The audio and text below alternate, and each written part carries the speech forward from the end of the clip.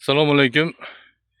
Andijon viloyati Baliq tumani Matonov-Fuyda joylashgan 36-50 konturida poliz ekinlaridan qovun ekini ekilib 10 gektarlik maydonga tuman Xalq banki bilan hamkorlikda ushbu loyiha amalga oshirilmoqda. Uzunligi 500 metr, ya'ni 200 metr bo'lgan ushbu maydonda 10 gektarlik maydonda 33 ta lot joylashgan bo'lib, har biri 30 sotikdan dehqon xo'jaliklar ushbu loyihani amalga oshirmoqda.